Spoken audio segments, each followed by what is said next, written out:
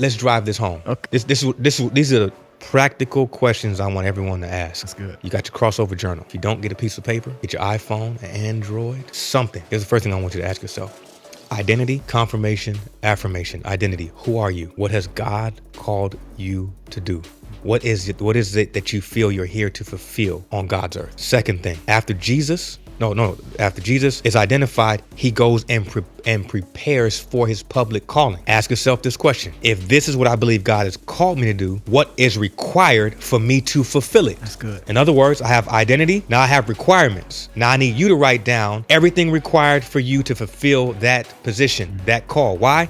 Because now this is preparation. These are the things that you need to have together in order to prepare privately for what God is going to use you to do publicly. Here's the third thing I want you to do. I want you to write another column that says temptation or pitfalls. You know you. What is the enemy going to come at you with that gets your attention? I'm serious. Yeah. It's homework. What is it that tempts you, that gets your attention, that you know is a weak point for you? You need to write it down, because now this is what you need to do. You now need to build barriers, fortresses, around how you protect you from you. This is what gets me. This is what I like.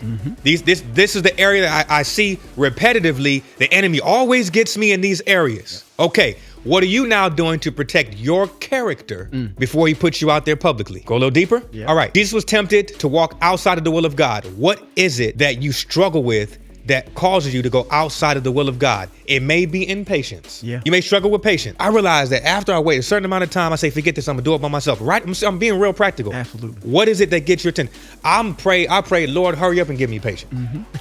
Right. So I know that when it comes to me wanting something or striving to do something, I then deliberately pray it. Lord, I'm trusting you for this, right? I put myself in situations now where I'm forced to hear God's voice, so I don't do what I wanted to do and then say it was God's voice and then be mad at God because he didn't say it, but I put it on him. Amen. All right. That's so good. Here's another thing. What is it that you want so bad that you might do whatever it takes to get it? What is it that you might do in secret, bowing down before the enemy, and nobody would know you bow? Practical temptation. Who am I? What do I need to prepare for? What's required for me to do it? And what are the areas of temptation that the enemy comes after me that I fall? So now I can pray in these areas of my life, build a fortress around it, build practical steps, reinforcements around me, so I don't end up alone in this situation and fall. All right. That's some pretty good homework. Throw one in there. Go ahead. What's the sin you don't pray about no more? Oh, Lord have mercy.